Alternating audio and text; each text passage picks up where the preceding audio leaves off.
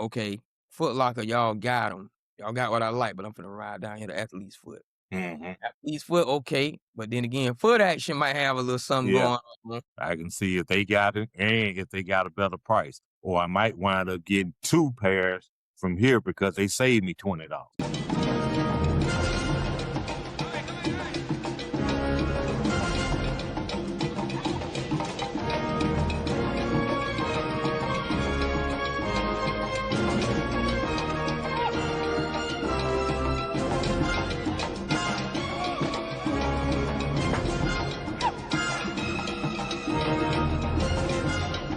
Ugh, this is taking forever. Yeah, I can't figure out who owes what. Oh, wait, what's this? The plug card? Instantly? Yes. No more chasing money. Yes, indeed. And we are at another edition, the Tuesday, April 7th edition. Welcome to spring. Happy belated Easter to all of you. Of the No Jazz Show, NOJASS, your favorite Tuesday night network, TNN. Shout out to my boy Sid, because we had the Thursday night network. I just bid him a little bit, TNN. You know what I'm saying? TNN, CNN, and all that good stuff. We are welcoming you to the No Jazz Show live edition, and make sure you comment, like, subscribe, share. All the links should be up. We are live on YouTube at No Jazz Show, NOJASSSHOW. We are live, but we know we got a situation going on. We got a glitch. I had to say that. We got a glitch in Twitch. Uh-oh. Yeah, we got a glitch in Twitch. So we aren't live on Twitch tonight. I just saw that in the backroom production, but it's okay. Anybody that's on Twitch, make sure you join us live at the locker room, excuse me. You follow that link on the locker room. We are live on the link in the Facebook page, No Jazz Show. We are live on my page, personal page, DUPONTZNIVEK. Live on that page. We are live with a link on RUSSELLTANKER, Russell Tanker's page. And every time when I announce his name, I just want to make sure y'all are always ready for me to introduce you to, of course, my right-hand man. On my right, on your left, on my left, on your right, however it is you looking at the screen. One of them ways. One of the ways, my main man, Tank. Tell the people hello, Tank. What's going on, people? What's going on? How y'all doing on this Tuesday night? Nice to see we haven't been blown up yet. Oh, man, come on, man. Hey, man. Hey, got to deal in the real world. But I'm not going to go there yet. Who got a military force larger than America or the United States? Because America is different from the United States. That's what I've been hearing on all these little podcasts and all these little shorts and all this education I've been getting on America, Nick Cannon and the Republicans versus the Democrats and all this stuff I've been hearing. So we're gonna pray that we are safe and nobody sends out any WMDs on us as we get to it and through it. And before we begin, as we always do about this time, we are going to send a direct shout out to all of our sponsors.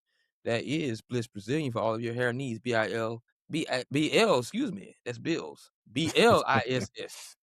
Brazilian hair for all your hair care needs. And then if you get your hair fixed and you want to go get you some designer loungewear, make sure you go to the quick visits QUIKVISITS.com. And once you get all that set up and get ready, once you go ahead and order that food from LYTESNACK, lightsnack.com for all of your food delivery needs, whether that's breakfast, lunch, and dinner. And when you're ordering those items, make sure you order those Magic City Wings. We'll again have a new location coming up May 1st. We're gonna let you all know about that and where to order from. And of course, our new sponsor, I guess the full name is Vault Aquatic Flowpay.com, and they are the host of the plug card where all of your dinner, hosting, invite, all your needs can be placed on one functional card where all of your group of people can pay that one card and pay that one bill off at once without having the nightmare of getting that cash app or Zelle 2 or 3 weeks later from that person trying to get on your business. Yeah, All of those or having to deal with 80 y'all going out and only 7 people got money. 80 y'all going out, 7 people got money. One person ordered one order and the other person ordered a lobster. We know how it goes. We know how it goes. But tell me what I forgot, man, because I'm moving fast. Yeah, I think you hit everybody. Think I hit everybody? You hit everybody, yep. I think I hit everybody. You know what? Check this out. You know, Tank go from talking about he glad we're not here yet, and then he make punchlines like I think we hit everybody. Those of you who have not watched us before and you're a first time watcher, that is just how Tank rolls. You know what I'm saying? He a comedian, didn't even know it. He a poet, didn't even know it. All these things, man. All of these things. But we gonna Some people start. might say I'm a regular Raphael De La Ghetto. Ooh, boy. Yo, they look for the first time. First time on No Jazz Show, we have heard the name Raphael De La Ghetto. Oh, Tank, you got your tickets yet? Depend on for what. Oh, yeah, you're right. Michael Jackson. Well, I got to go purchase those this week because it comes out on the 24th, and this is what I'm gonna do because I'm off on Fridays, and I don't want anybody around who's not in the mic. I don't want people in there talking. I don't want no 20-year-old in there running their mouth. I'm going in the morning on Friday. Hopefully, it'll just be me and the popcorn person, so I can Yeah, I'm watch going the in the movie morning by too. myself. Yeah, I'm going in the so I morning don't too. have to deal with all that craziness. You got your you wearing your Beat It or Thriller jacket from '83? I had the hair, but that's kind Yeah, of gone been now. a long But time. Been a long time. Yeah, yeah, we had that episode on the curl. We had that episode on the curl. Mike Curl was yeah, actually wet. yeah, Well, yeah. I It don't was know. It actually might wet. look like dry, but he was kind of wet. He was kind of. Yeah, You know what? His was wet because when that fire hit it, just like yeah. just like Richard Pryor said, "Now that's a fire." Eddie Murphy said that. So one of them said Yeah, that. Eddie said it. Yeah, I'm looking Tell me this. forward to it though. Oh yeah, tell me this. Tell me this. You know, it's not a hit refresh moment just yet. I just want to know since we talking about the movie to a degree, the premiere of it. What songs you hope to hear from it? I tell you one, I might have mentioned it last week, but I tell you one that I hope to hear, even though a lot of people probably haven't heard it because it's a snippet, but it's the last song he recorded called "Remember What I Told You." It's going around on TikTok Yeah, I and did some hear it others. after you said it. Yeah, I heard yeah, it after you said it.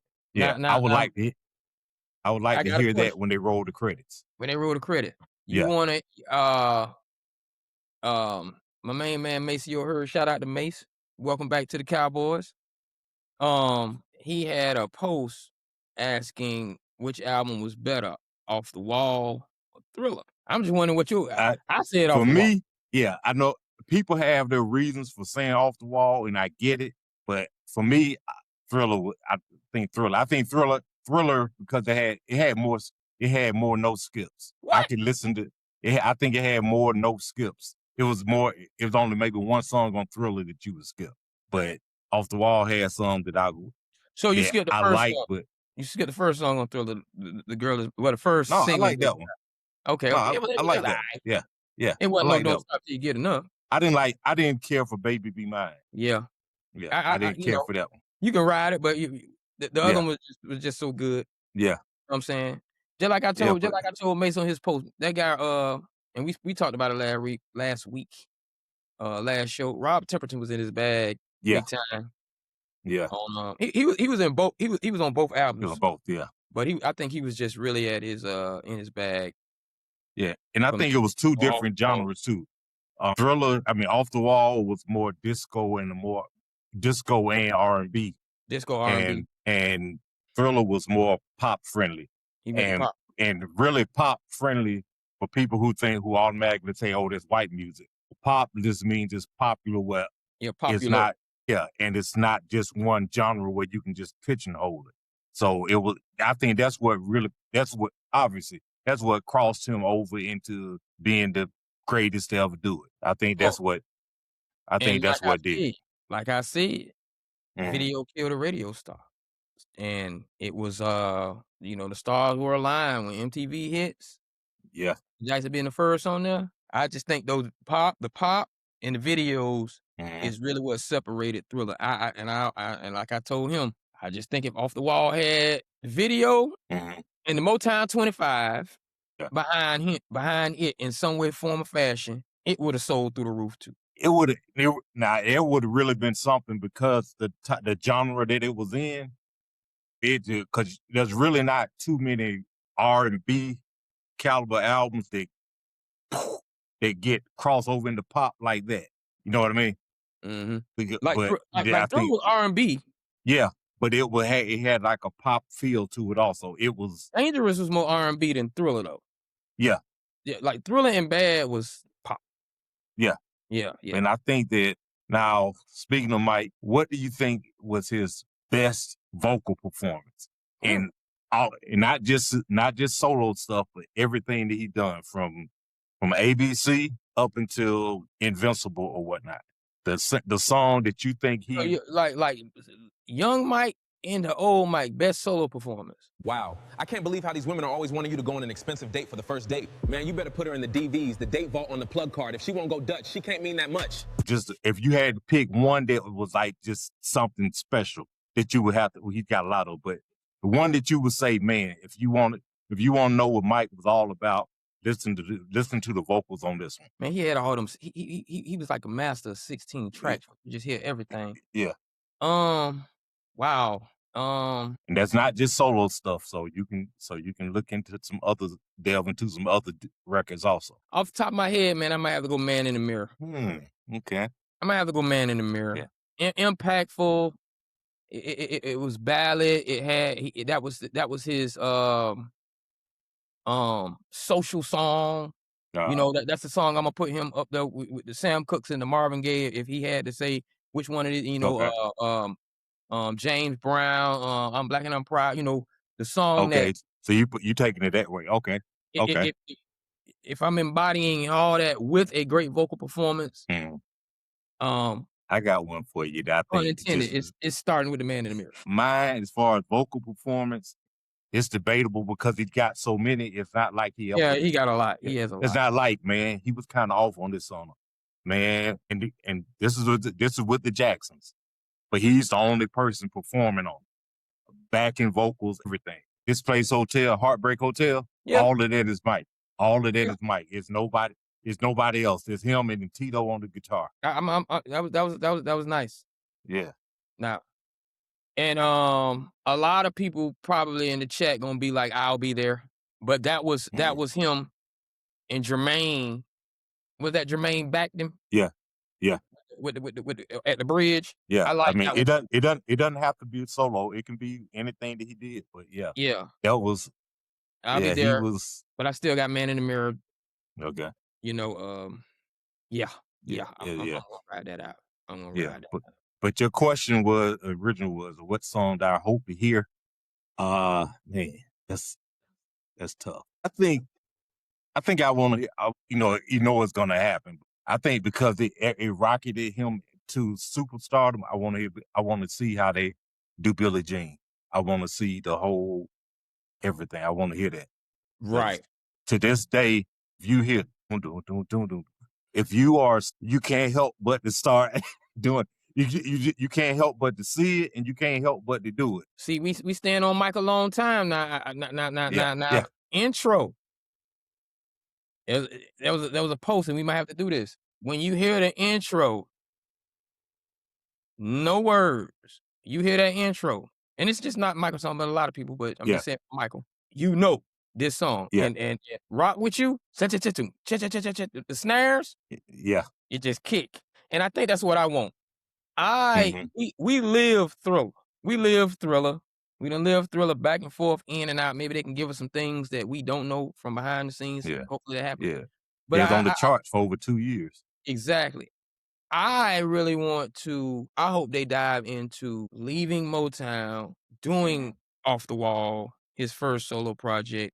Him and Quincy, getting together. I want to dive into, what that. I hope they dive into. Excuse me. Yeah. And I know Fuqua is a genius. I hope they dive into that a little bit more, just to kind of see was he scared? Where was he? Because I know after Off the Wall he got confidence. Yeah. Yeah. But I kind of want to see where he was without looking back and my brother's on here. Right. And I want to see because the thing about it, it's a movie about him. It's not a biopic. I think people have to keep those separated because they showed this in Jackson's American Dream. Why didn't they do this? But it's a movie about him. It's not a biopic. So So the angle that he takes is gonna be a little different. It's But gonna be different. I think listen to Jafar's interview and everything.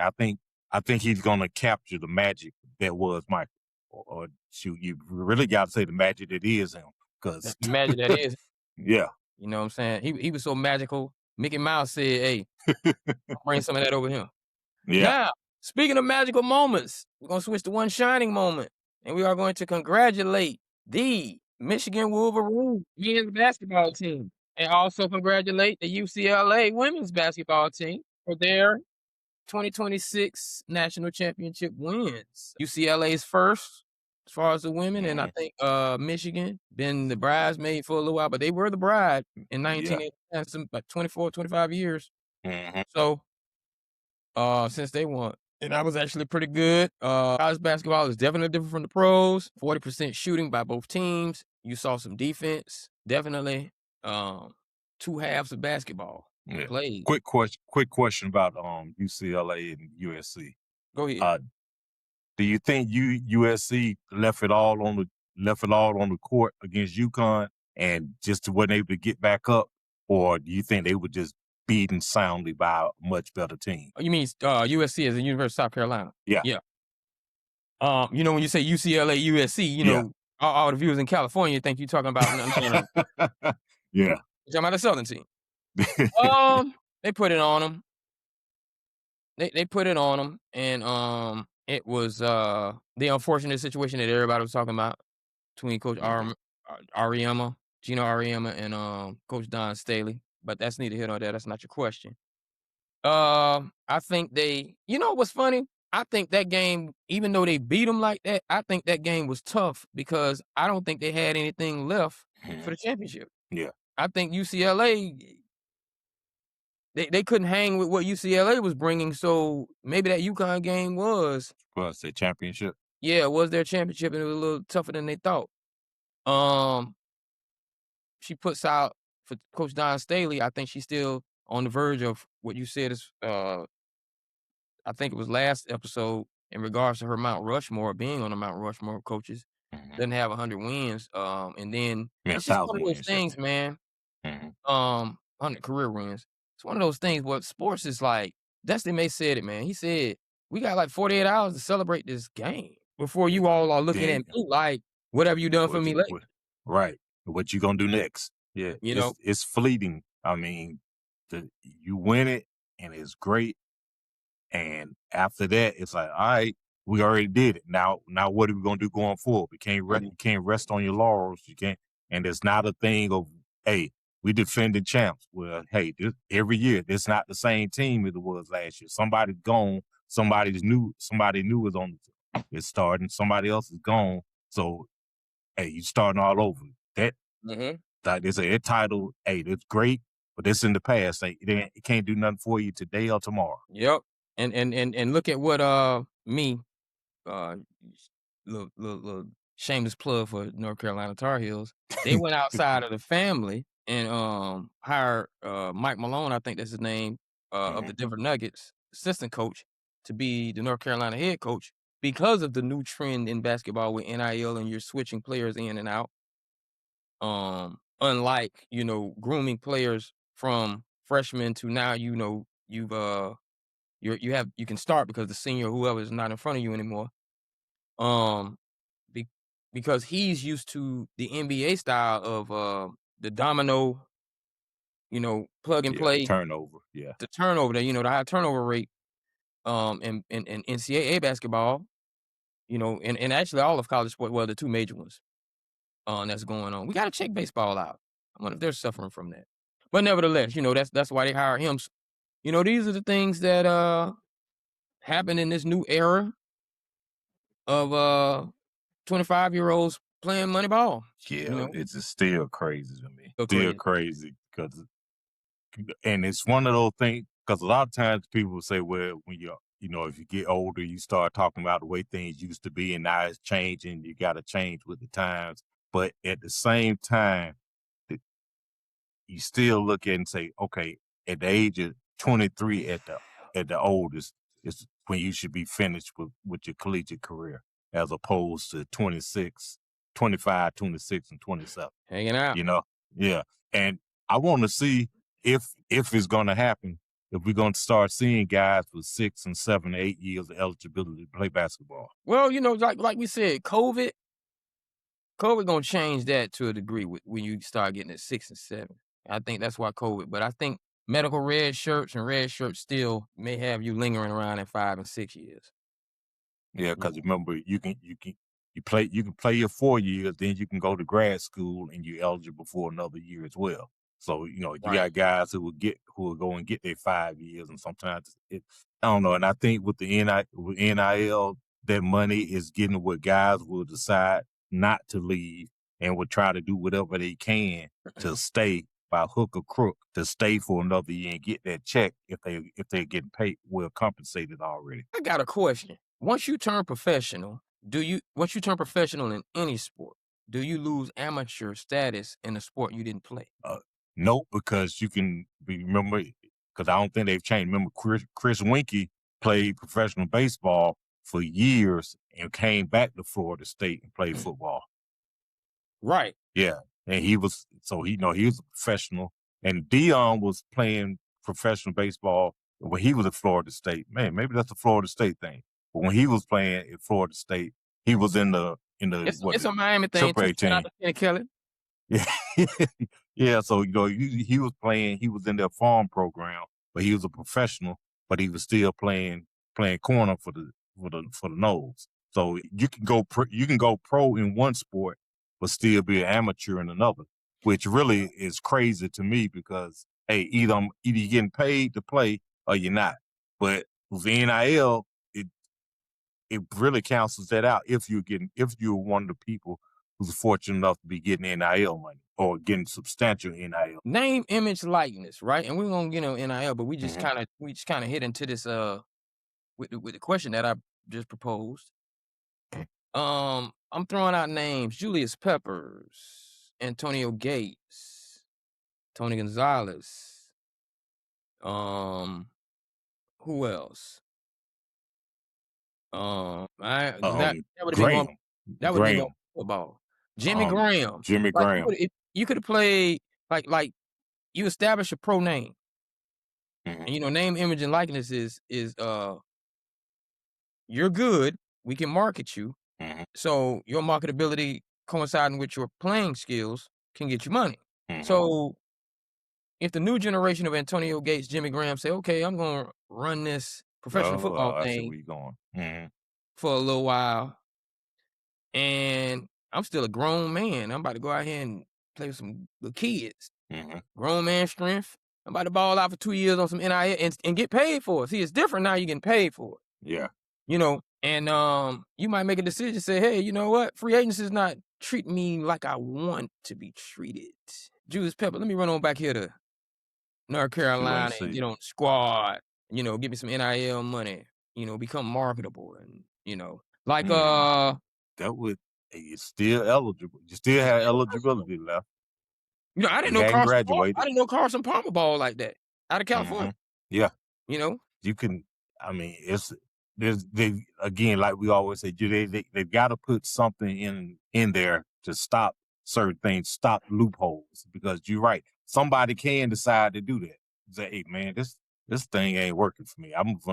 I got 2 years of eligibility I'm left. still on the practice squad. I'm still on the special teams. Or like I said, free agency just not treating me right. Yeah, I want to go back to college and get my degree. Wink, wink, and Yeah. play ball while I'm at it. Hey, I played football. I didn't, I was recruited to play basketball. Also, I never played basketball for you. Let me go help you. Let me go and help the Wolverines win another championship. What is there anything in place to prevent that, or is it there's nothing in place? But hey, you got to go to court now because somebody's gonna fight it and start and say, hey, you opening up floodgates for that. And Somebody would I'm try almost it with and then they yeah. fight it before somebody would disagree with it and fight it. Yeah. I would not be surprised to see someone do that. Maybe they're a year, maybe they've only been in whatever league 1 or 2 years, but it's not progressing the way they thought. So they go back because they always say, hey, you can always go back and get your degree. Well, I can go back and get my degree, and I got 2 years eligibility left.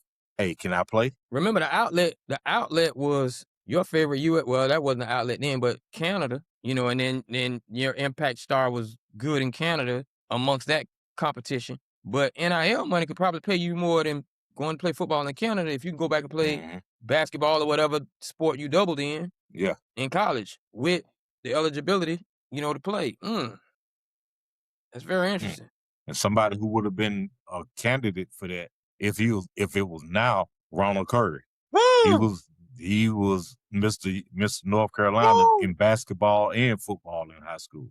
And his high school career, that if you read his accolades, it looks like somebody made it up. Yeah. Now, can you imagine him? Hey man, they didn't let me play quarterback in the NFL.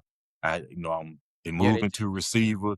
Yeah, let me go and over here and back to North 2 Carolina. years. Hey, I'm gonna go back and play ball.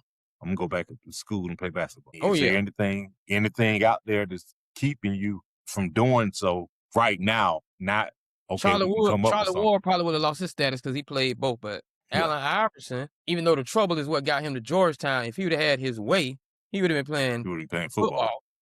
He could have. Now his NIL would have been crazy going back to Georgetown or something like that. Yeah.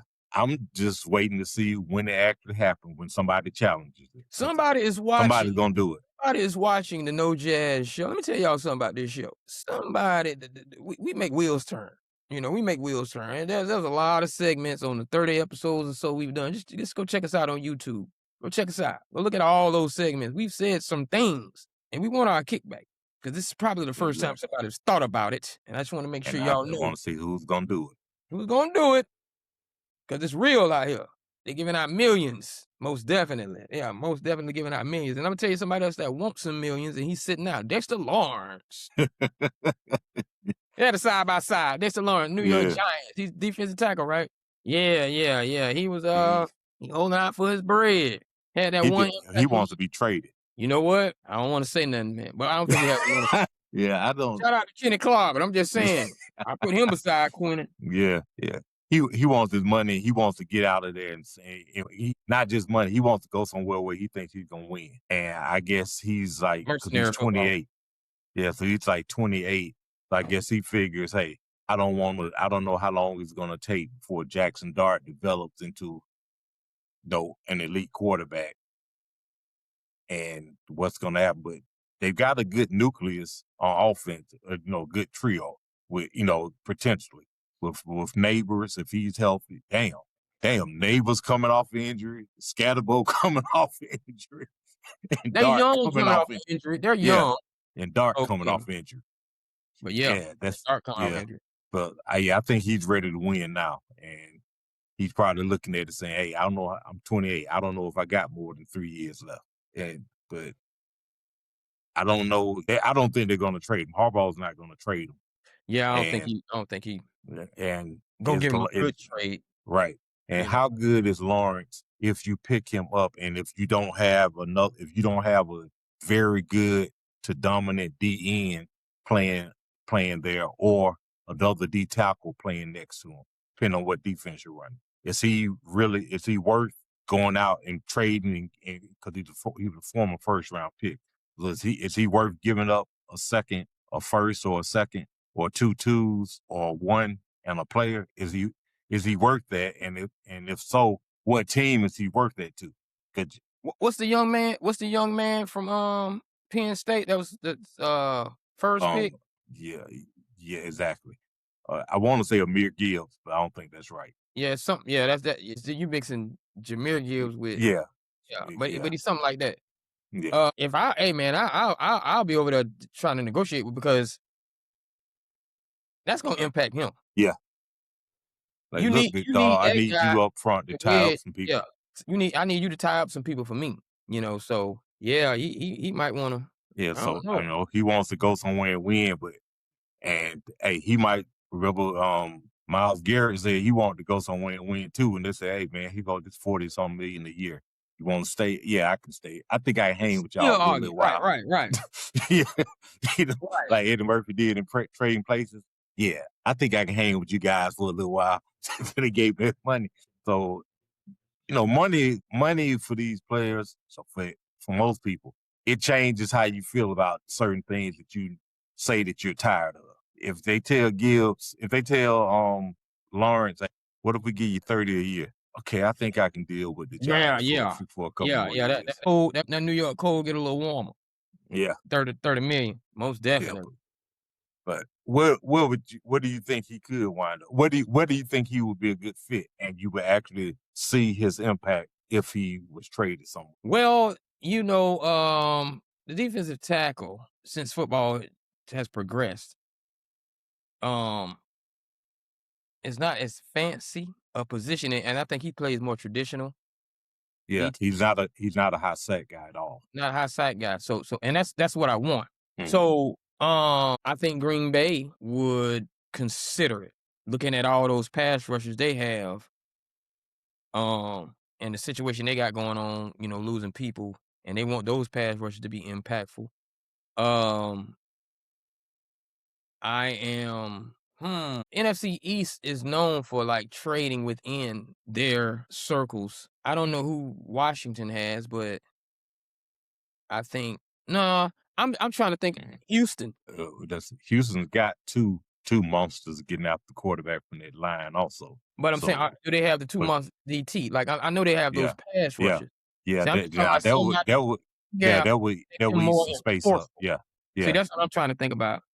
The Raiders didn't get rid of Crosby, so That would help Crosby. that would Well, help Crosby. anything is an upgrade with the Raiders. Anything is an upgrade with the Raiders. Um, Myles Garrett, 30 years old. That's he got a young boy helping him, but another Mhm. veteran could advance him to a degree. Yep. You But know, you also got to keep in mind him being traded is also predicated as far as for predicated as him, far as it's wanting to right. go somewhere to win. Yeah, Trading him to the Raiders is basically saying, or hey, we're Cleveland. sending you to Siberia. Uh, well, we can send you to the Jets. You sending me to Siberia. I want to go somewhere where I can at least sniff the playoffs. So we're looking at playoff caliber teams. And I don't think that there might not be too many teams in the NFC that are playoff contenders who the Giants would be willing to trade them to, because you have to turn around and have to play against them. So he look like he needs to be one hit away from being impactful for somebody to the right or the left of him, and Mhm. on his way to a championship. Uh, Yeah, I think for him it would just be, well, obviously the championship. I think for him being with the Giants all these years, just getting to the playoffs would be like, phew, I finally get to play more than 17 regular right. season games. See, Yeah. I was gonna say them Cowboy, but we kind of straight, so I just Mhm. don't think we're looking his way. I don't think we're looking his way. But getting rid of Osa, that's a spot. Mhm. It's a spot. Now speaking of the Raiders, let's get to it, man. Projected first overall pick, Mendoza has decided he is not going to. Where's the draft at this year? Pittsburgh. In Pittsburgh. He is not coming to the televised broadcast to be present for the NFL draft. So if he is the number one pick by the Raiders, we will get that via satellite from his home. Wait a minute. With FaceTime and all that stuff going on, do we still say via satellite? You know what I mean? I hadn't heard via satellite in forever. Yeah. Now Oh, it's just, hey, we got we on WebEx, yeah, we on we WebEx, on Teams, FaceTime, we on something. Yeah. Zoom. Yeah, yeah, yeah, But nevertheless, that's where he's gonna do it. What do you think about the impact of, him being the projected number one pick, and the projected number one pick doesn't get to physically shake um the hand of the commissioner, when he rings that bell for the Raiders, and the Raiders make their choice. How do you feel about that? I don't know. Some people Traditionally. say, yeah, some people say, are you stuck in tradition? But I'm sorry. You're the first, I'm the first overall pick. Or I'm going in the first 15, 16 pick. I'm projected to go. I got to be there. I want to hear my name called. I want to walk across the stage. I want y'all to take those 30 seconds to put a number one jersey with my name on it for that team and hand it to me when I'm out there. I want to be able to I want to be able to soak it all in and get the whole experience. And I understand, hey, I want to be with my family and this, that, and the other. You're the first overall pick. I think you can afford to bring out mom, dad, sister, brother, and if you got a girlfriend, bring her out.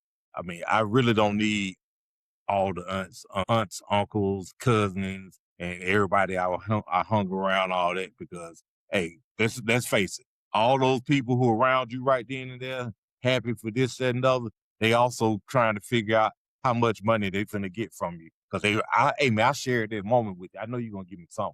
You know, hey, I just need these couple of people with me. Hey, congratulations. That's who y'all helped me. I appreciate it. I'm glad I can share this moment with y'all. And hey, when I get back home, hey, we're gonna have a little party. But yeah, I prefer to me personally, I would prefer to be in the room. Maybe that's tradition or whatnot. But to me, it just, I don't know. It's like you got the greatest job interview, the greatest job offer of your young life. That's the first one you get.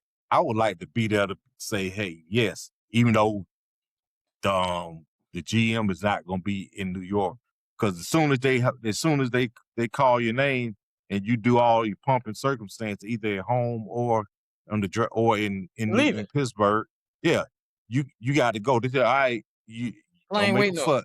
Yeah, don't make a fuss, but go grab you some clean draws and get out the house, and you flying here because you need to be here in the next 2 hours. Right. Truck outside. Yeah. Do you think the NFL itself, like I haven't heard any more buzz about anyone else possibly going number one. But do you think the NFL wears a chip on their shoulder to the point where, oh, okay, so if you want to act like that, we'll just have you tumble down? No, I don't think so. Especially for the number. The Raiders be like tumble hell. You know what else too? What else too? He might be trying to negotiate himself an appearance fee. All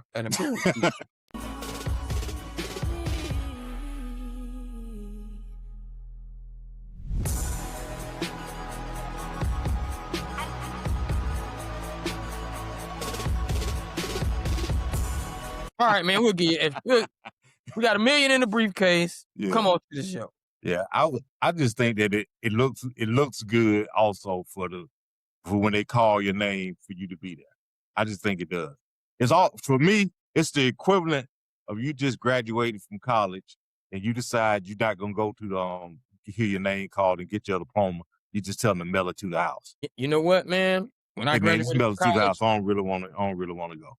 When I graduated from college, man, if I would have had me like $100,000 job waiting on me, I'm not going to graduation. I'm going straight. I mean, if it would have been in a good city, just being realistic about working class 9 to 5 guy. Yeah, man, what? Yeah, if they, that's but for a job that the pay, if you handle it right, is gonna set you up to be in a good position for the rest of your life. But you know why he talking like that? Because he got the money. NIL. He has the money and the stardom and the riches and the fame of it. It's probably nothing to him now. What is this? Yeah, and because he's not in a position where he has to wonder, man, what if I go number one? What if I go in the first 5? What if I tumble down to the late 20s? Or what if I tumble out a little into the second round? What if I have to have an Aaron Rodgers experience? What if I have a Geno Smith experience? What if that's not something he has to worry about. I think for some guys they do wonder about it, man. What if I don't go where the pundits say I'm going? I don't want to be on TV embarrassed looking crazy. Right. Man, I'm here to tell you, man, that is and it's not about Mendoza at this point in time as much as it is, like I say with all this types of stuff. It's the guys who come behind it saying, oh, I'd rather do it like that. Yeah. Like I like what Deion did, but he's not a quarterback. See that? And that's another number 1 pick quarterback. It's just like there's a thing. Yeah, there's certain things you look for and expect out of your quarterback. Right. And I mean, so far, at least since he's coming to the public eye being in Indiana, because nobody really knew much about him at Cal those previous 3 years. So, but it's what we've seen from him at Indiana. There's nothing not to like from his persona. I'm not talking about him as a player, but I'm talking about Right. his persona, everything you see off the field, anything that's not him with the ball in his hand. There's nothing not to like. I mean, he's almost, to be honest, with a little, it's not as high strung, but he's almost like another Tebow. Yeah. That's With why he, him even saying he's gonna do this sounds out of the ordinary from what we have seen of what he's given us, you know. But nevertheless, moving along, uh Angel Reese is coming to the A. And A-Town up. you know, peace up. What you know what, man? Where Ludacris at? We gonna have boy, hey, last week it was Dominique and the basketball boys, cause you just so football. And now you talking about A-Town up. Hey man, Hey, born I'm and raised, man. but it's peace up, A-Town down. Do we have to play? Yeah. Look, man, Well, you been out west too long, again, boy.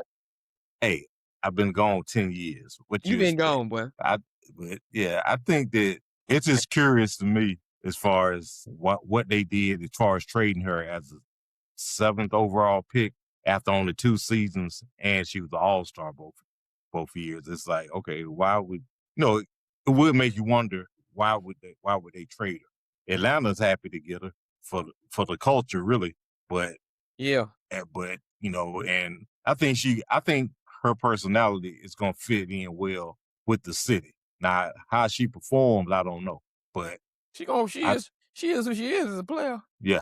So if she gonna because they gave up 2 first-round picks for her, and I Oh, want to say a second. So yeah, they gave up somebody this year. They gave up 2 first-round picks. So it's not like they got a lot of rounds in basketball. yeah. So is she the missing piece for them, or is she gonna just be a good draw? Because boy, look, and the tickets for her game against Chicago was up to $600 already. Oh, you said the magic word. I don't even have to speak on it. Draw. It's a Yeah. draw.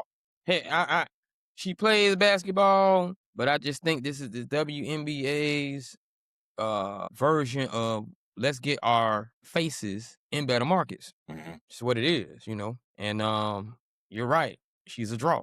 You know, let's compete with that Caitlin Clark ticket. Yeah, because she That TV. definitely a draw, and in Chocolate City, she's gonna be an even bigger draw. And plus, she starts showing up at Hawks games. People gonna go crazy wanting to see her out and about. And there's a lot of opportunity in Atlanta for her. Yeah. If she's great, there's a whole lot of opportunity. If she's pretty good or she's good, there's still a lot of opportunity there. I mean, and it's cheaper and be honest, it's cheaper living in Atlanta than in Chicago. Cheaper living in Atlanta than Chicago. Also, the draw of young ladies who, you know, in that area who would want to see someone who could be, you know, their Mhm. idol of sorts as far as sports is concerned in Atlanta. That would be good for them because I'm sure, um, is it the dream? They wouldn't try to have a Magic City Monday from a WNBA, Right. you know, because you want your young ladies to look at Mhm. things a little different. Nothing against Atlanta culture and what Magic City Yeah. means and all that stuff, but you know, we know what happened. Yeah. But And they you know, need that and could be that thing. yeah, and tell her to whatever she does, tell her to stay out of Piedmont Park and to stay away from Lennox. She's not gonna do that. Well, and then But then she's not gonna do she's not that. gonna do that. Yeah. Lennox Strip, she's not gonna do that. Mhm. Speaking of Piedmont Park, 404 weekend went down, and boy, I'm here to tell you, man, shout out to all the kids. They showed up for the 404 weekend. The issue was, what are they calling them, YNs? Yeah. And YNs in that heat, boy, y'all got to It's stop doing that. ridiculous, man. These are family functions. But that's We a whole didn't nother have story. That might be something I yeah, said at the end of it. All yeah. this. We ain't had those we didn't have those issues at Freaknik in its height. Sure didn't. You know, but that's a whole nother segment. Now that we've reached the top of the hour, I just want to make sure everyone knows that we are currently live on Facebook on my personal page, DUPONT. on on RUSSELLTANKER Russell Tanker's page on the link. We are live at the link on the No Jazz Show page on Facebook. Make sure you all join that page in the friends group, and we are on the Phantom page at No Jazz Show, and we are live on YouTube, live on TikTok, live excuse me, on Riverside.fm, all NOJASSSHOW. Going into the next topic. I should have talked about Cousins when we were talking about the Raiders, but let's talk about him. The Magic, man, the term Cousins make dozens has a new meaning, bro. I mean, Buddy just be finding a way. His agent, yeah, that's the it's man. got to be studied. It's got to be studied. It has to be studied. I said before, the agent got some film on everybody in the Epstein files, cause I'm telling you, bro, he keep getting signed some kind of way. And it's not to say Cousins sorry, by no means. He's just he is arguably the best mediocre quarterback in NFL history. In NFL history. Who would have thought we were still mentioning Kirk Cousins' name in 2026? In relevant topics and not that pertain to actual football, and not RG3 and Andrew Luck. I mean, you Luck and Andrew Luck, same draft, absolutely, and Andrew Luck. I give them this. I know players, they don't like the franchise tag because it's 1 year, and that money is fully guaranteed. But they talk about they want long-term security, they want a long-term deal. Kirk Cousins played it right when Washington franchised him, and Kirk was like, okay, go ahead and franchise him. That means I'm finna get a bump in salary, and I got 20, at that time, it's like 20-some million for this year. They franchised him 3 straight years. So each year he got a big bump he got a good bump in salary. So when he went to Minnesota, they had to pay him on scale for what he made in his last year as a franchise tag player. And this contract was fully guaranteed. It was $88 million fully guaranteed, which was crazy. $88 million for him, $88 million for a quarterback, $88 million guaranteed, and it's been stacking since. Hey man, you can't hate him. You can't hate him for it. My thing is, he's the.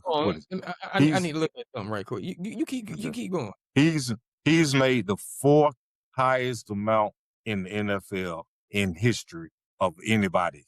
He's a 4th highest paid player in NFL history. Only 3 other players have made more money in the NFL over the course of a career than Kirk Cousins. Man, and he got 1 playoff berth. You know what I got to say about that? Sam Bradford and Kirk Cousins. They robbed. Well, I ain't gonna say Kirk Cousins robbed him. I know Sam Bradford robbed him.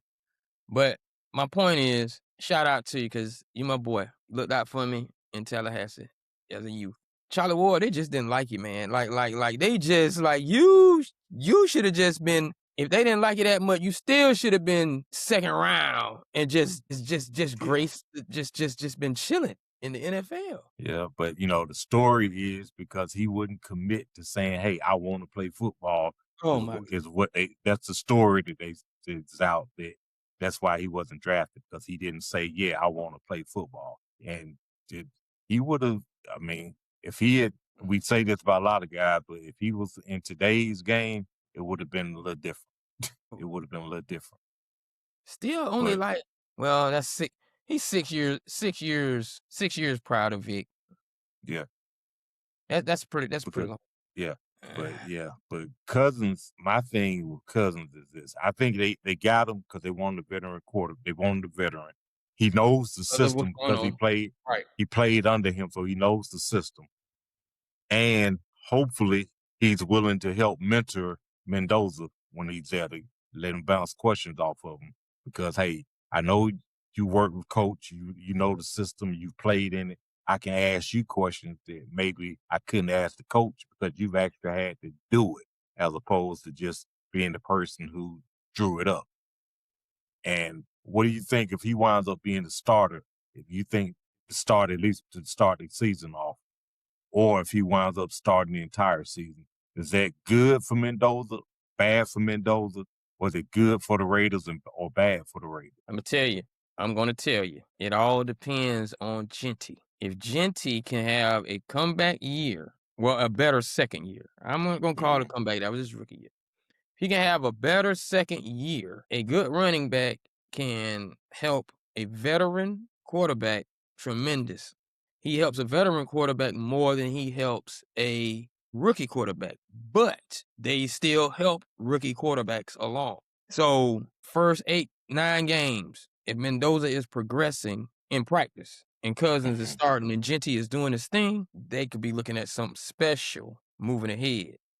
E.g., shameless again, what I think should have happened in kind of a reverse situation with injury. When Romo came back, mhm. or was scheduled to come back, if he would have been with that prime Zeke for the remainder of the year and then saw what Dak was doing maybe by ninth, 10th game, or even maybe the first game of the season, following season, Dak's progression would have been faster than it has been, and it would have been during Zeke's prime.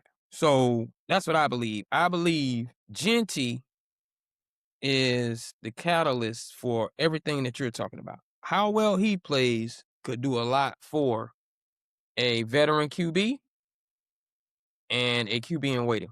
That's a Heisman Trophy winner and a national champion. So Mhm. the lights and all of that is nothing to him. I'm not Yeah. worrying about that. He just need to worry about Mhm. his skill set. Yeah, and I also think that, well, for both of them, obviously for Kirk, because if he's a starter, but Gentry will be key for both of them, whoever's under center, but Mm. also a healthy Brock Bowers is going to be key for your quarterback, particularly in the passing game, regardless of who's under center. But especially for Mendoza, I think having Brock Bowers healthy out there running routes, snagging those balls like he does, I think that's gonna help accelerate Mendoza's progress as I well. think they're picking and I'm almost certain they're gonna pick up a receiver late rounds. They're just gonna get them a little fast guy and hopefully Brock comes along and just be their receiver that they can depend on, you know. Yeah, because Genty, if he develops the way that everyone expects him to, if he has a line, you got Genty, you got Bowers, and eventually they're gonna wind up with a receiver. Yeah, Those are three weapons that can cause problems. they can cause Especially problems. if your quarterback, he knows how to utilize them and can stay upright. I think Cousins is gonna start unless somehow Mendoza's showing something special during the preseason and during training camp. Because that line they have sucks. And I don't think they want to see him You don't getting wanna beat up. expose him to that, Yeah, you know. yeah. They don't want him beat the hell up in the first 8 weeks and then wind up with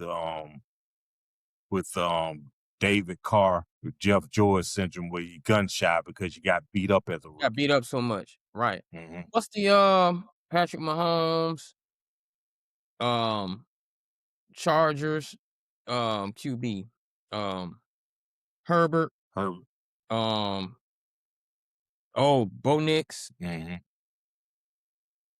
Hurts sat Yeah. for a while. Yeah, I think shoot, Kirk Cousins could come in and be the second best QB Oh, to in the division. Yeah, in the division yeah. If he's healthy. if he healthy.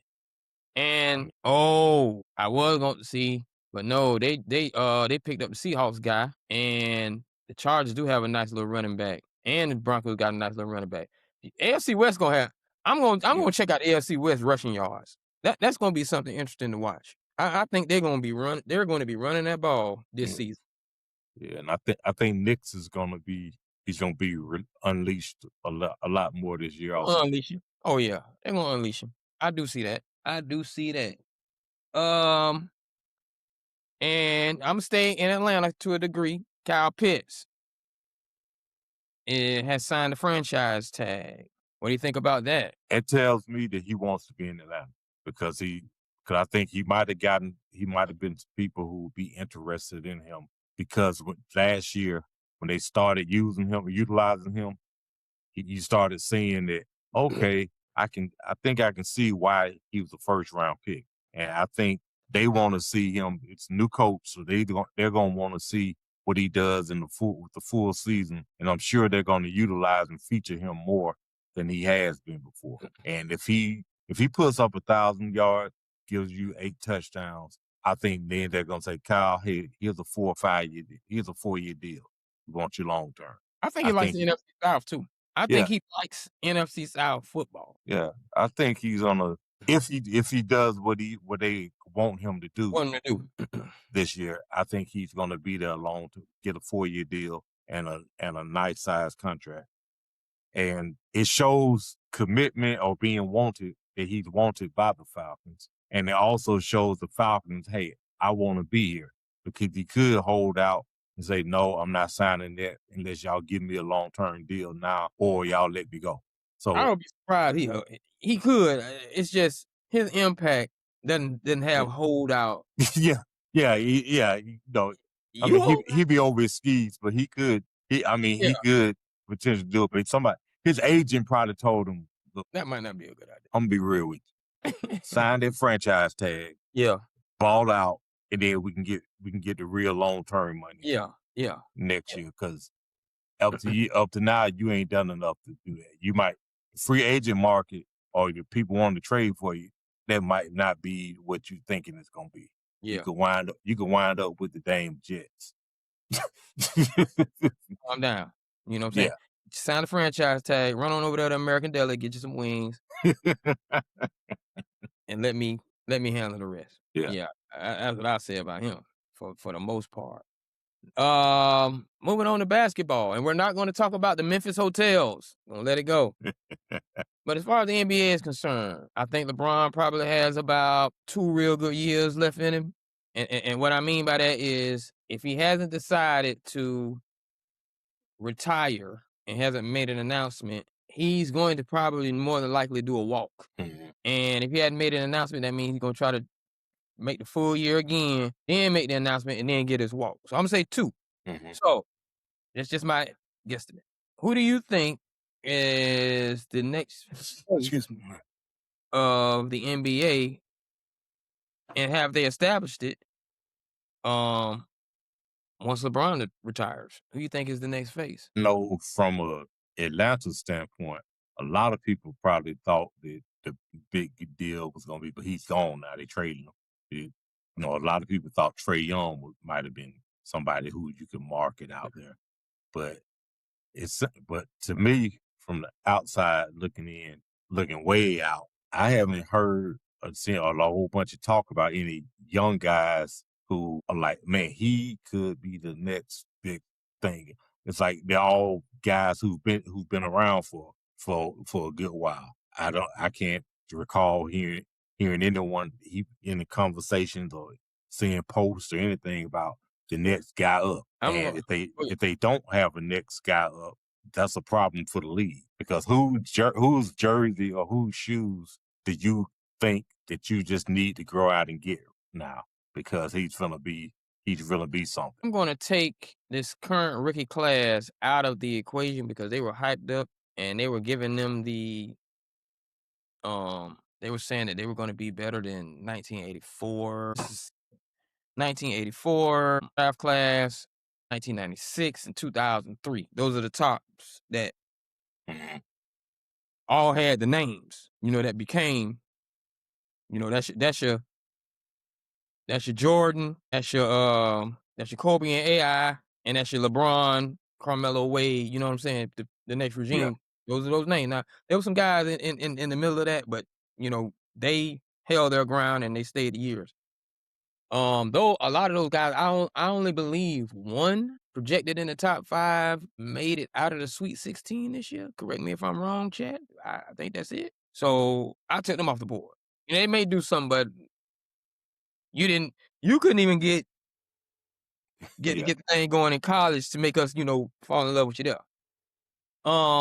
So then my next point, to your point or question, is the NBA, as global as it wants to be, it's still basketball. Basketball, the sport of basketball, is an American-made sport. The NBA is an American sport. I think the NBA might be the only American sport from an American league from an American invented sport. Didn't spawn from nowhere else. So I think the NBA has always they're looking at this whole European movement because all of the stars are Come from from somewhere Europe. else. Mhm. Right. So the name that you definitely know will be SGA, Shai Gilgeous-Alexander, and Wembanyama, most definitely for a face. But the desire from an American sport, having all that I Yeah. said, is I believe they hope Cooper Flag comes along. I think they hope Cooper Flag, he's in the right market, comes along and becomes that face. I think that is something that they would have a very high desire of doing. Ant-Man, I think they want him to come around a little bit. Marketability wise, he might hit a growth spurt up here and it Yeah, connects the dots. because he's got some other stuff going on that kind of negates Yeah, that. It's like, okay, we don't want you out there like you that. can always be that volatile face that we gotta always fix. Yeah. You know what I'm saying? Our publicists always gotta deal with, something you did. So Yeah, because I think if he didn't have all the issues, John Morant, hey, yeah, him see he done he all done them, it's he hard done to, messed himself up with it. you know. And we are because the NBA definitely they have accepted, and this is nothing against Bubba Chuck. The NBA bent a little because because Allen Iverson was just something that you couldn't, Allen Iverson was something you couldn't stop. It was a force you couldn't stop. He had to be branded. He had to be a face of the NBA. It was just he was what he was. Nevertheless, even during that time, if they could have had their way, it was gonna be Grant Hill. We want to market Grant Hill. We want to market Kobe before his incidents. They just were politically correct. It's just what it is. LeBron, for all that he does, he's still politically correct. He's still a great ambassador family man. Yeah, It's the game and how people look at the game and all the Jordan arguments that make you have this disdain for LeBron. But as far yeah, as because his image is concerned, there's nothing off the field that he's you can say anything about LeBron as he's far as what you anything desire. negative. Yeah, Exactly. And he was so much of a force till even when they wanted Carmelo in there, because they like to do it in twos. Even when they wanted Carmelo in there and he wasn't just giving them what they wanted, it was fine. LeBron was just that deal. So I think, like I said, if Ant-Man can pull a Harry Houdini, switch that thing up, but right now they would really like Cooper Flag over the Europeans, So I think yeah, those would be your next ones. yeah. Because if they don't have a next one, you're gonna have to look at the quality of the game and say, okay, is the game itself enough to carry this thing, or do we have to basically manufacture somebody that you're gonna have to see, that you're gonna want to see, somebody who becomes must see TV. Right, right. Remember the storm of all that stuff is taking effect too, because what do they say? Rising tide Lifts all ships. tall ships. Mm-hmm. Um, as Jordan's tide was rising, The NBA was. so was Nike. Mm-hmm. So was the sneaker industry outside of the basketball shoe industry. Now you look at it now, since LeBron been holding down that fort, Nike's stock has plummeted tremendously. Still in the American traditional shoe. When you see Nike down, it makes you go look at the stocks of the other tennis shoe companies, And Adidas is probably getting more of its interest from international soccer, football, track than it Yeah. is football. What? Definitely not basketball. Yeah. You with it, man. Speaking of which, yeah, mentioning shoes, sneakers, what's a brand that you would like to see make a comeback, or a brand that you still wear or would wear today, even though they aren't in the forefront anymore? I was gonna say Nike because of the stock down, but Nike's still a brand. You know what? I'm gonna play this a little bit. I wish because of the way because of their urban Mhm. impact, I wish Adidas could do a little bit more because that Patrick Ewing era was something Yeah. nice. Yeah. They never did have a star quality, they never did have a star quality impact sportsman to push their shoe. But like I said, there was just one of those ships that rose with the tide. British Knight and Lotto, Yeah. that Yeah. game was kind I of like hard, you know. I like British Knights. I like That game was kind of hard on that casual Yeah. shoe thing. But even though they didn't have those guys, pushing the shoe. Fila, and they had a guy pushing the shoe. I wouldn't mind seeing them come back. So those are the three. Quick story about British Knight. I remember I was in the 10th grade and I was like, Mom, she's about Christmas. I was like, I don't want you to buy me anything for Christmas this year. Just give me the money and I go buy my own stuff. And she was like, what? I said, yeah, just give me the money and I'll just go get my own gifts. You won't want to open? I said, no, I want to get my own. She said, okay, well, how much money are you talking about? I said, I may have $200. Now, $200 back then was a lot of money. So she said, my mom, because she was going to spend more than 200 on me. So her eyes went like, 200? Okay. Like, what? No, it was like, I'm getting out cheap. yeah, like, hey, okay. Gave me four $50 bills.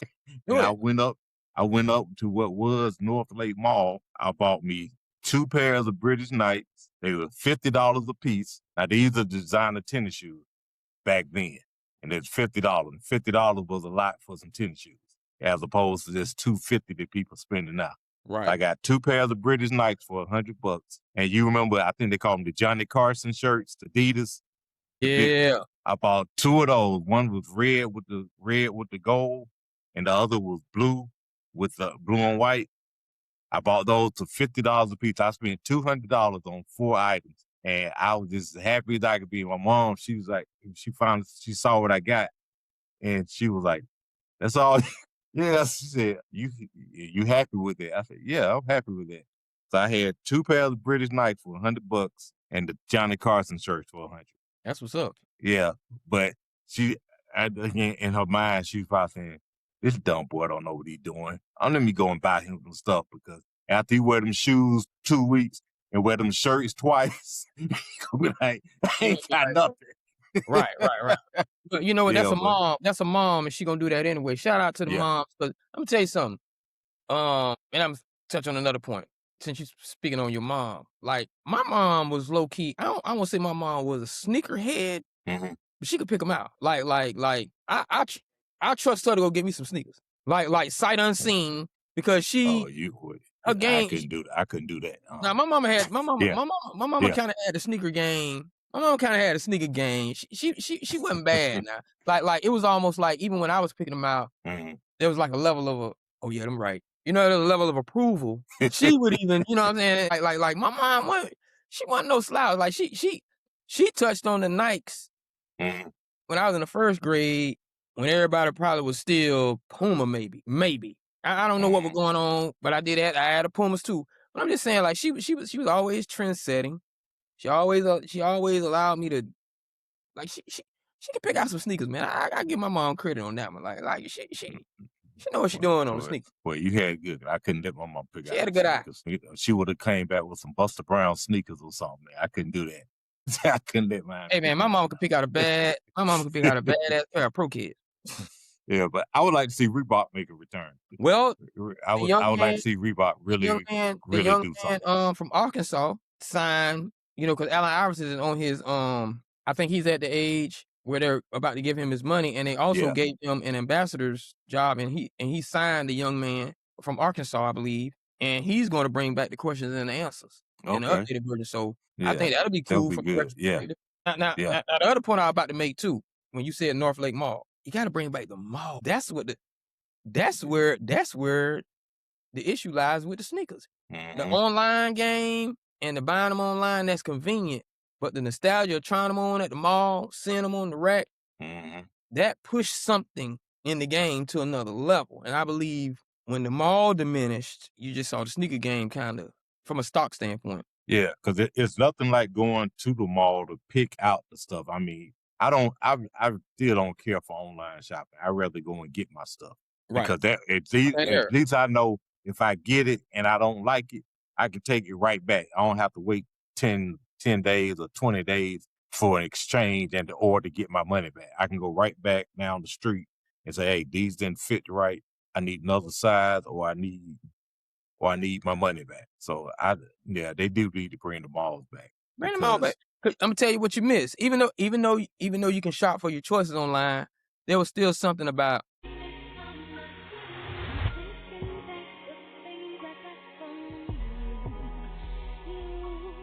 okay, Foot Locker, y'all got them. Y'all got what I like, but I'm finna ride down here to Athlete's Foot. Mm-hmm. Athlete's Foot, okay, but then again, Foot Action might have a little something Yeah. going on. I can see if they got it and if they got a better price. Or I might wind up getting 2 pairs from here because they saved me $20. Right. Then you still shoot down to the champs. You know what I'm saying? Yep. And I know y'all went through this where you can have a Foot Locker in one mall Mm-hmm. and you can have a better Foot Locker or a better And selection another at a one. whole nother Yep. mall across town. Like that Mm-hmm. stuff that was some Yep. shit. And That was it. speaking of which, I never won, but it was after my time, and also there was girl shoes. But my daughter had every pair of. I liked them, and I would take. And she was the only one in the school who had them.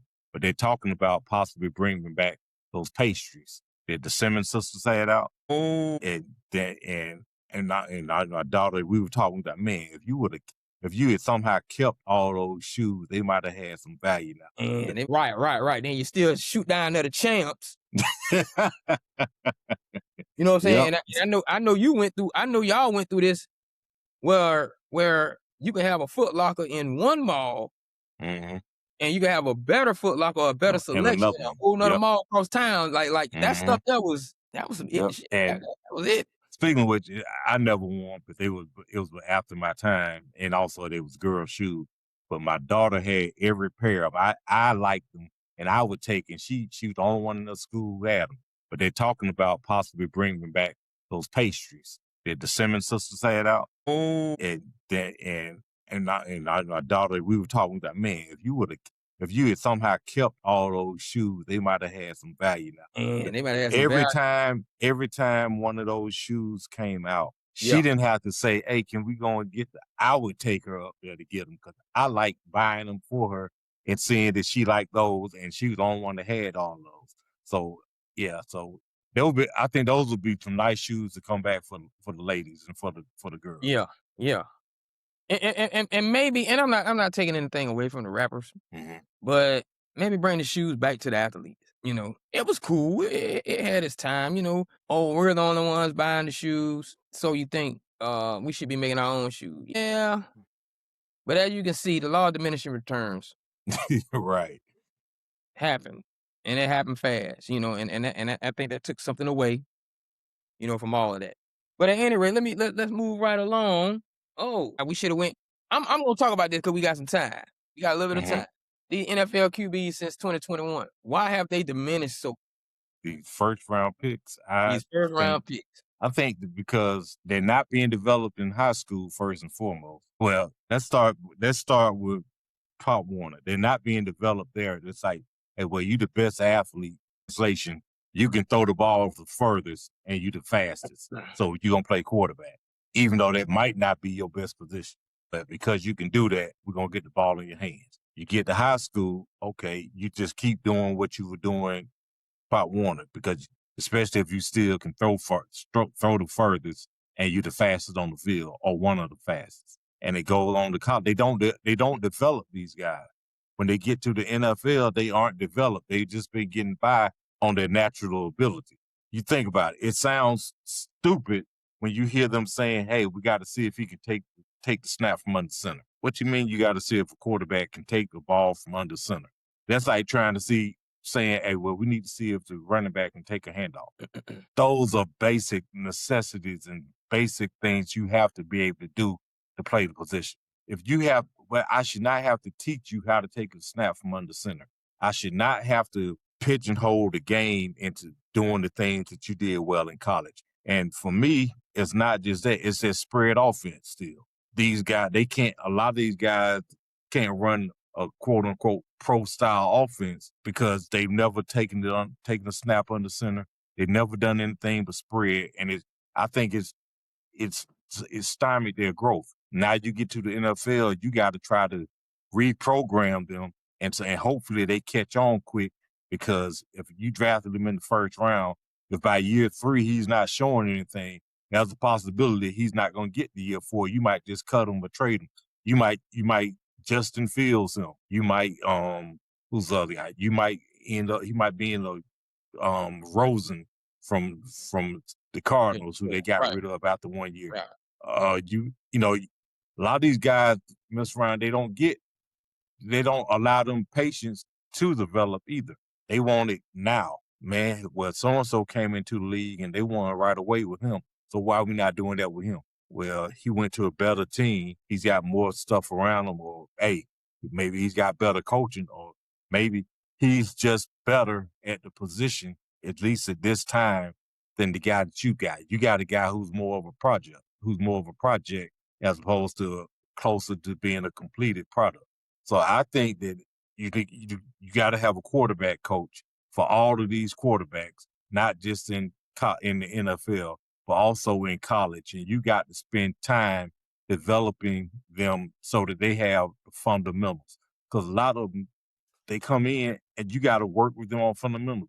Why should I have to work with you on footwork after you've been playing football since the age of 5, playing quarterback? You get to the NFL and you still can't drop back. You still can't take a snap from under center. You still can't go through progressions. Not that you're supposed to be finished, but you need to have something for me to work with, instead of I got to teach this dude everything. I think they need the spread has messed them up, and also the fact that they want a return on investment at every level quickly now. They don't develop. If the kid that doesn't make it in college, they aren't starting because they don't have everything. They haven't developed yet. Instead of staying there to learn, they go into the portal. Now they're going into the portal and going somewhere else. You're still not a good player yet. You still need things. You still have to learn things. But because you're not starting, or you don't like the coach, you just jump to another school, and you're in the same boat that you're in. So I think it's the most important position in team sports. They need to start developing and working with them at least by the time they get to college, to try to get them prepared. And I think that's what's running down into the NFL. They just aren't. They're coming in a couple of years behind where they ought to be in the first place, because most of them leave anyway. Most of them don't come in as seniors. They leave after 3 years, and they aren't developed. And NFL is like this. They want you to already know things, and then there's only so much time they're going to give to you, be able to put into you, because of the damn CBA and everything. Well, we've been practicing an hour and 30 minutes. We only get an hour and 33. Yeah, so they need to put more time into developing these quarterbacks. As I always say, please go back and this is probably one of our first season's discussions. And we were kind of 50-50 on the hit rate of the quarterback who sits out versus the quarterback who instantly starts. And we couldn't, this is Tank and I, and we couldn't figure out which one had the higher percentage success rate. So we just kind of agreed to disagree on that, and we won't let time take its toll on that. However, in this instance of what Tank is discussing, I'm gonna say since 2015, to be honest with you. Not 2021, even though that's a good, timestamp to use. But for me, when we put the question in this context, I'm gonna say a few things hurt them. 707 football, because it's not pure development of what you actually have to do deal with before you get to your progressions. It's not the full mechanics of what you're doing to get to your progressions. And then when you have to compartmentalize all that in the actual game, it's different. And for some, when they used to have to do that, it was already difficult.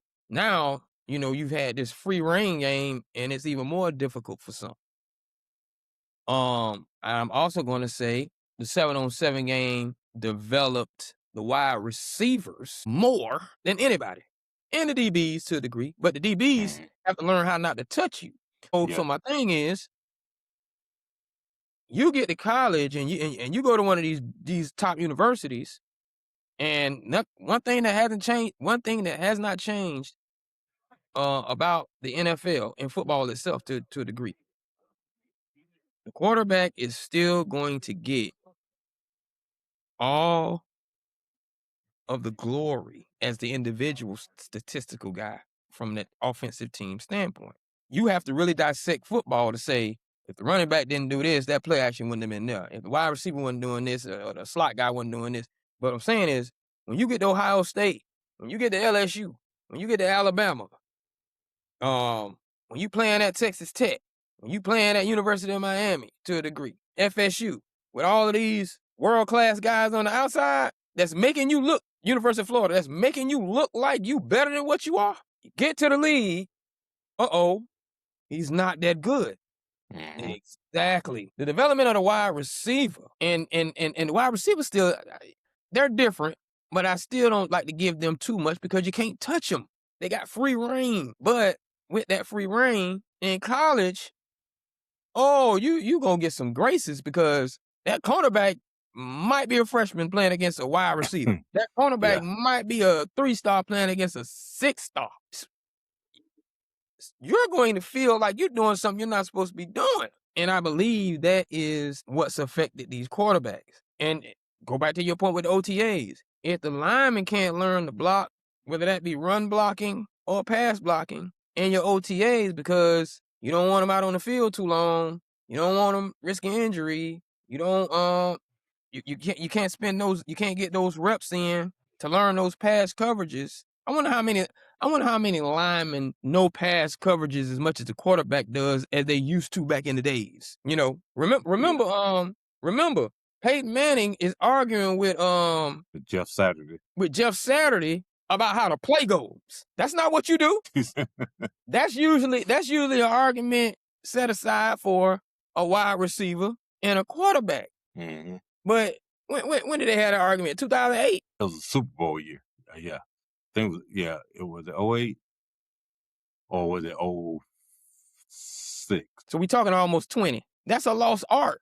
Jeff Saturday knows that because I've done this rep in games and in practice just as much as you. Right. So when you don't have that, your lineman is off. So you might be off as a quarterback. Peyton Manning had to respect what Jeff Saturday said, right or wrong, because there was an opinion in there that he had to say, maybe I might not be right. And Jeff stood on 10 toes by his feelings on that.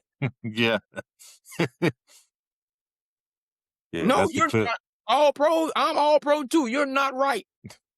Mm-hmm. So when you lose all of that, and with everything I'm saying, when your wide receivers are just looking like they just all world, a quarterback is getting accolades for things that he really can't really do because of the talent around him. I'm telling y'all, Joe Burrow may be the exception, but I want to go back and look at because I know those Alabama quarterbacks, they suffer. I want to go back and look at who my boy, the bust from LSU. Oh, the bust. Jamarcus. Jamarcus. Who do you have at wide receiver? Devery Henderson. What's the other guy's name? Devery Henderson, I remember, because he went to the Buccaneers. And was it Eddie Kennison? No, I think Kennison had already came out. Already gone. Yeah. Those USC quarterbacks. Y'all got they ain't never done nothing. I'm telling you, you better. Hey, it was the beginning. I mean, we were talking the other day. I didn't realize it, but and he's a talent. Jameis Winston was at Florida State slanging it, gunslinging. That gunslinging changed a little bit when he got to the league. It could get camouflaged at Florida State. Mm-hmm. Benjamin and my boy, he played at Jacksonville. Him with some Dalvin Cook. They camouflaged. They camouflaged a lot of what was happening with Jameis out there gunslinging. Got to the league. Oh, we picking that. We picking this one 30 times. We picking this one 30 This year. times. Everybody know Lewis and Percy Harvin camouflaged the mess out of Tim Tebow. Yeah, that was like it's still shocking. I mean, you see why he didn't succeed, but it was for a while I was looking, I'm like, it just makes no sense that you're that good in the SEC and you can't play in the NFL, but it was that. You were in the SEC with all that talent and you did what you needed to do and you were great at it in college, but in the NFL, it's different. And he didn't know how to take a snap from under center either. Cause you don't have a lineman and you don't have a center looking back at you like, this ain't how you do it, big buddy. Cause they don't have to do it. And they're not putting in the reps to know that they're supposed to know. You know what I'm saying? That's just my theory. That's just my theory on that. Yeah. That's just me. You know, and until we have some pass rushers down there on all fours with their hand in the dirt, I just don't trust your son. Talking about, he bad, he good, he did. Yeah. I don't trust your son. You telling me from a smoke and mirrors perspective. Mm-hmm. So I don't know. Nevertheless, man, we are closing in, man. But I do have a question before we go, because I spoke of quarterbacks, I spoke of running backs, and I spoke of wide receivers. And I don't know if they have a trademark on that, but it was something that happened prior to them. But they in a sense created the name triplets, and even went back in retrograde and had us find out that there was some triplets from before. But I'm talking about Troy Aikman, Emmitt Smith, and Michael Irvin, which brings me to this question: any sport,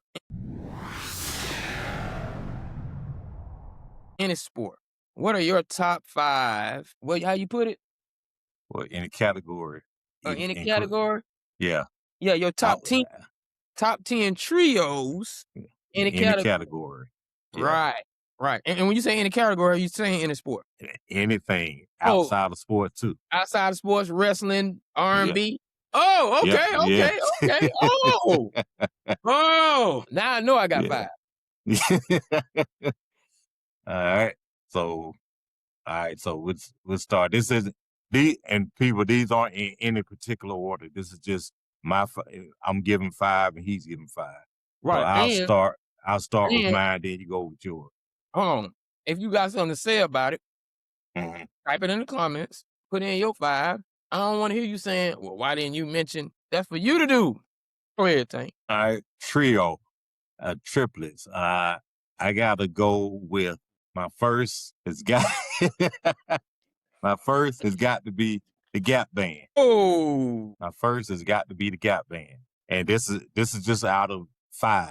This is not in the particular order, but I got the Gap Band, and we all know Uncle Charlie was the voice of that, but they had hits, and there's things you still hear to this day, and it takes you right back to what you heard, and they cross genres. I mean, people don't think about Oops Upside Your Head, and then You Drop the Bomb on Me, and then Outstanding. I mean, those are all different types of songs, and they still last to this day. All right. So for those triplets, I got the Gap Band. Who you got? Okay. All right. I'm gonna see. I'm gonna meet you with music then. Okay. I'm gonna just meet you with music. This ain't 5, 4, 3, 2, 1. I'm gonna just meet you with music until we get to 10, right? Yep. Oh, I got enough, because you might say mine, but I'm gonna go with Tony. Yeah, I knew you going there. Okay. I'm gonna go with Tony. If you don't know Tony, go to a wedding. Yeah. If you don't know Tony, go hang around a couple that's been married a while and see what they play every year in the morning when they get up, and happy that they still together, you know?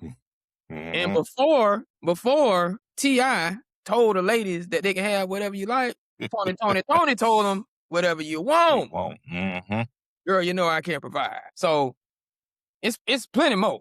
But we short on time. So I'm gonna go with the 3 T's. Tony. Okay.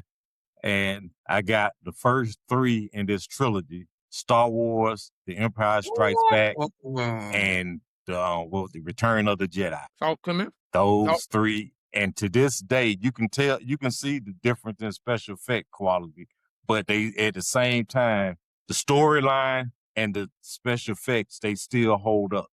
They aren't dated or, oh man, it's old. But you can see the difference in special effects, of course, but it still holds up, and you can see exactly why their franchise, but particularly those three, are classics. There's an obvious one on your movie one that I can go with, but I'm not gonna go there. It's obvious now, but I'm not gonna go there because we have new classics. And I'm gonna go Back to the Future, Back to the Future 2, and Back to the Future 3. They hit their mark on all of them, you know, because Marty McFly and his dad hitting Biff was awesome. Just to turn around and see Biff get the lotto, Biff come steal the car, go to the future, and have all the lotto numbers and be rich. Yeah, that was tight. Yeah. Then they hit you with the westerns. And the last one, Yeah. 1, 2, and 3, baby. Yeah, there was a time when sequels and the follow-ups, they really put in time and effort and energy and made sure that they were quality. It was like they wrote all 3. Yeah, it's like they did. They were like, okay, we got to make this one consistent. It's as consistent as we can with what came before it. Exactly. All right. Yeah. So we had in a sense 10, 9, 8, 7. Yeah, but we got, what was that? So we got 6 4. All right. This is when you don't have much money, but you're hungry and you gotta find something around the house. And it's simple, but if it's done right, it can hit the spot for you. BLT, bacon, lettuce, and tomato sandwich. It's gonna always do the job. Just make sure you put enough bacon on there. It's gonna always do the job. All right. You want to go there. You went to food. You went to food. And you went around the house. And you said when you're broke. So I'm gonna stay with you. I'm gonna stay with you now. I'm gonna stay with you. And as classic as it get, there might not be arguably a better triple than peanut butter and jelly. And I can go bread, but I'm gonna go milk. Okay. Peanut butter, jelly, and a glass of milk, boy. Okay. Yeah. We used to make it peanut butter and jelly and put it on toast. Oh, with yeah. Some butter. We call it a honky sandwich. Hey, come on now. Come on now. Talk to me. Since you went there. All right. I'm gonna go back. I'm gonna take this back to music. Oh, no, I'm gonna take this to football. All your food delivery needs, make sure you go to Light Snack. That's LYTE snack.com. And make sure for all your deliveries, whether it's breakfast, lunch, or dinner, you visit Light Snack and they'll deliver it right to your door. And make sure when you get those deliveries, make sure you're ordering those Magic City wings. And remember, their motto, don't forget to lick the sauce. Defensive lineman, Mean Joe Green, going right up the gap. Mean Joe Green, linebacker, Jack Lambert, and your cornerback, Mel Blount. Oh! I think that's a trio, a defensive trio, somebody at each level. It's very hard to top. It's very, very, very hard to top. They're all in the Hall of Fame. Now, I'm going to meet you. And not because my boy just posted this on his wall today, but that's just how the internet works. When you say something, you see it. And I got some Hall of Famers for you. And I got an all-time defense. And they won a ring, too. Okay. I'm going to leave one out because he wasn't in the picture. So, based upon the picture, I'm going to leave him over there. But it's kind of 4. But I'm going to go Warren Sapp, Eric Brooks, and Rondé Barber. Oh, I thought you were going to go with John Lynch, but you went Rondé. Okay. See, John Lynch wasn't on the post. Oh, okay. John Lynch wasn't on the post, but Rondé in the Hall of Fame too. So it was just 3 of them. So I'm going. John, shout out to John. Now he just wasn't on the post. Shout out to John. Shout out to John. Okay, all right, so that's a good top 10. Hold on. So that where we at? That's 10. That was 3, 2, and 1. No, that's 2 musics. I had 2 music. I had the food. I had one more. I had the movies, 2 music, food, and football. That was 5. What? Yeah. Okay. That's your 5. Yeah. So you had the Star Wars trilogy. Gap Band, Gap Band, the Fool, what was BLT, the BLT, BLT, the Steelers, Steelers. and who was your other music? Who's other music? Man, who did I just say? Told you it was 2 and 1. Oh, yeah, because you took Tony. Right, That's right, right. right. You Yeah, couldn't use him. It's 2 and yeah. 1. It's 2 and 1, baby. Come on now. Uh, uh, I think for the culture, for the impact, and even though they didn't do much because they had one hit. Man, I hate that you stole Tony. But I gotta go. I gotta give some love to my boys. BBD. Mm. Because for simple, all you have to do is play Poison, the #1 party starter ever. And then When Will I See You Smile Again? Thought It Was Me, dope. They got, I mean, when BBD does their thing in concert, it turns the whole vibe and everything completely different. And it rocks. It's like it just came out yesterday. Right, When you right. put those songs on. So yeah, so I got BBD for what they've done, particularly their first album, but the second album gave us not Smile Again, but the other one, the other ballad. I can't remember Oh, again. They had not not I Smile Do. Again. I Do Need You. I Do Need You? It's not Smile Again, but it's the other one. What's the other one? I'm gonna wake up at 3 a.m. I'm gonna text you Okay, and I tell you thought what it is. I Need Yeah, You. yeah, and also the last album, the one a few years ago, Three Stripes was pretty good too. But Okay. yeah, I think BBD. I wanna go back to sports, right? Okay. Because I wanna say it's just too many to choose from. Mhm. Harrisburg, McHale, Magic, Kareem, Worthy, Jordan, Pippen, Grant, Jordan, Pippen, Rodman. See, it's too many to choose from, so Mhm. I'm not gonna do that. I'm not gonna do that. Okay. But what I am gonna do, in honor of Pooh Shiesty and his stupidity, I'm gonna go with Three Strikes. Yeah, and that's not baseball. In the triplet, Yeah. 3 strikes. You get them 3 strikes, Yeah, it's a wrap. it's a wrap. Them my triplets. Number 1. That's funny. Oh. Oh. Yes, indeed. 3 Yes, strikes. indeed. 3 strikes. Strikes. Shout out to the movie. Shout out to the movie 3 Strikes too. And a lot of people that movie 3 Strikes, they say that was better than Friday. Might want to go check that out again, man. Mhm. Yeah, Real good check classic that little out. urban hood tale. Mhm. Most definitely. But at any rate, man, we have reached this final hour of the No Jazz Show, man. I just want to thank everybody for coming out and joining us, and make sure you do what we ask you to do. Like, subscribe, comment, share. Email us at nojassow@gmail.com. That's the one I had, we don't have the last S. All your comments, let us know what we need to do. Let us know some topics we need to talk about. Make sure you go to this live, and then when we edit it and place it back on the pages, make sure you chat with us. We might take this top 10 edition and put it out there somewhere, and allow you to give your 5 best trios out there. We want to thank you all for joining us. We want to make sure you all have a wonderful, and make sure you did have hopefully had a wonderful and safe Easter weekend, and then that next weekend leading up into the spring. A lot of kids on spring break. A lot of kids out here traveling, going into the last spring break of their senior years. We wish you all the best and all well. Again, follow us on YouTube and subscribe at NOJASSSHOW. We are on Instagram at the No Jazz Show. Follow us on X at No Jazz Show, spelled with the 3 S's. Catch us live Tuesday nights, 10 p.m. Follow all of the links. You'll see the introductory page come up. When you see that bubbling and buffering, go ahead and log in. We'll be loud enough in your ears. If you don't want to look at us on the screen, listen to us on the audio. We ain't gonna take up but 2 hours of your time. You ain't got nothing to do. We know y'all got nostalgia. Everybody waking up at 3 o'clock in the morning, mad that God doing you like that, trying to buy these new mattresses and everything. You know what I'm saying? We know how it is. You know how it is. Get up and get a BLT, get up and get a peanut butter and jelly sandwich late at night. You know what I'm saying? To check us out.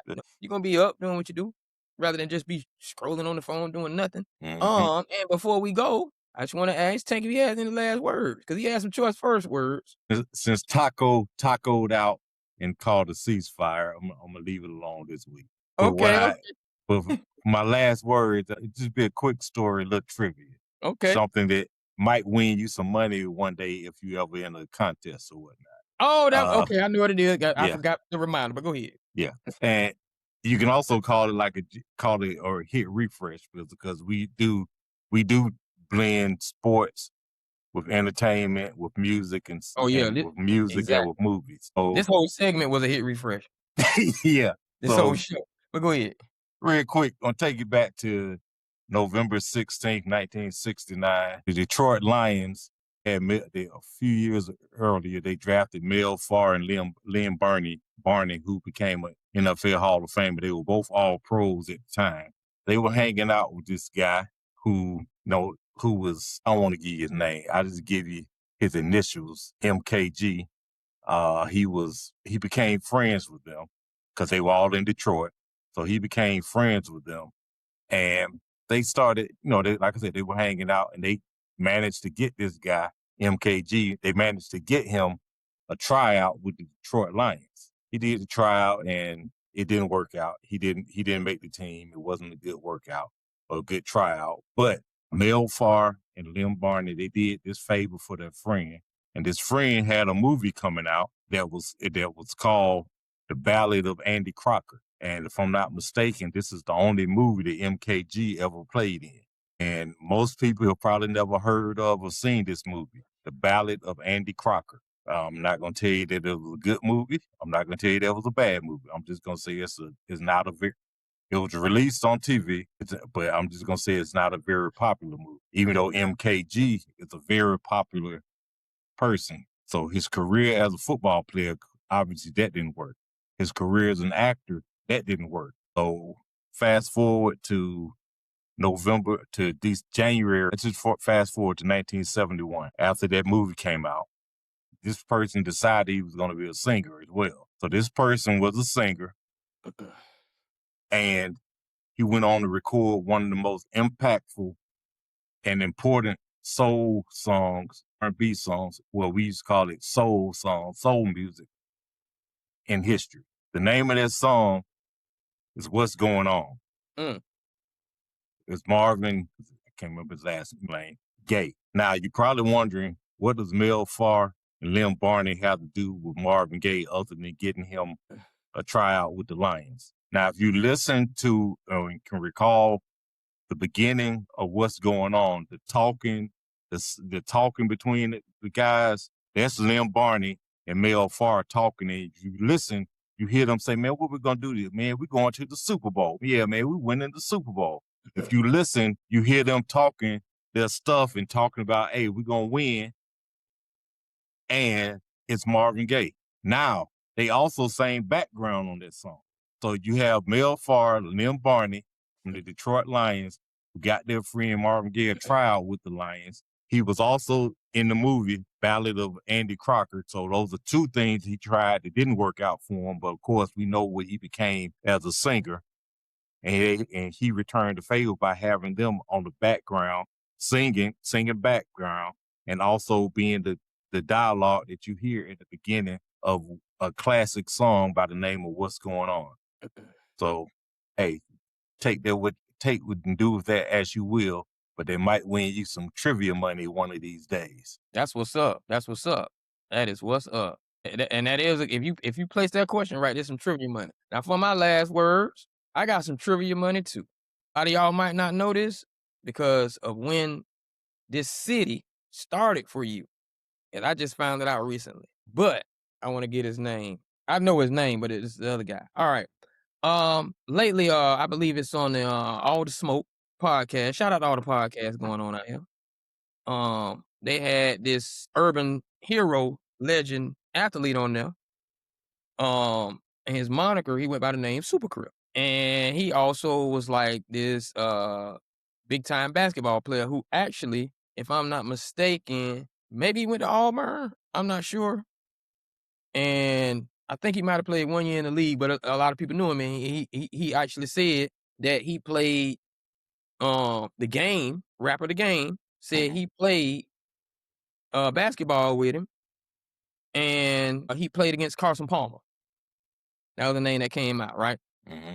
Anyhow, no, that's so good. So they asked, he's from Compton, California. And I know for a lot of y'all, Compton and the name Compton began with NWA and Eazy-E, cool. And so they asked him who were his Mount Rushmore from Compton, right? Very interesting. And Super Crip said the Game, Dr. Dre, Eazy-E, and my boy that played for Detroit Pistons with long arms. Hold on. I want to get his name right. Not Durant's. What his name? Hold on. Not James Harden. Tayshaun Prince. Okay. Tayshaun Prince. So a lot of people was in the a lot of people were in the chat like, hold on, man. You gonna throw all of them in there and not mention Serena or Venus. That was the argument, right? You got James, DeMar DeRozan, Tyson Chandler, Tayshaun Prince, Dennis Johnson. So they all through the chat talking about why not mention Venus and Serena? Valid argument. And they had some more people, because if I'm not mistaken, I think Kendrick from there too. Had a lot of people. But I scroll down and guess who I see the most famous name who really should be on the Mount Rushmore of Compton. And I don't know if y'all ever been to Compton, but I used to have a young lady I was dating in Paramount. And so I'm out having a stroll one day. And I ended up walking into Compton. I'm, California weather nice, so you just walked into Compton, and 5 miles west, the city called Southgate. But all of them consider that when you from one of them, regionally they gonna say represent that side, but it's all Compton. Guess who I found out was from Compton? The inventor of the Super Bowl, Pete Rozelle, is from Compton, California. So for all of you, yeah, Southgate, right there. So for all of you who don't know that, even from Compton, California, Pete Rozelle, I believe he was the 3rd commissioner of the NFL, the one who merged the AFL and the NFL, and invented the Super Bowl, the one that Kendrick Lamar was in, the one that Game wanted to be in, the one that the game that Dr. Dre and Snoop, even though he's from Long Beach, was in. The inventor of that was from your city, Pete Rozelle. Look it up. Southgate, Compton, probably one of the most popular, impactful commissioners in sports history. And that's my last word. Shout out to Pete Rozelle. Pete! Late great Pete Rozelle.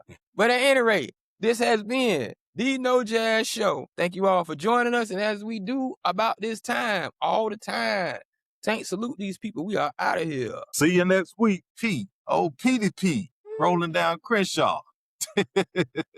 Pete round down Crenshaw.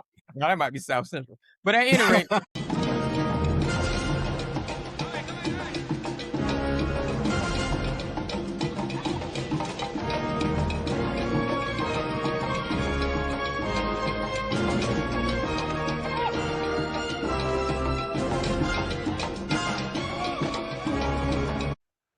You just watched another episode of No Jazz. Follow us on YouTube at No Jazz Show. And make sure you hit us up on Twitter at No Jazz Show. Make sure you hit us up on Instagram at noj.a.s.s.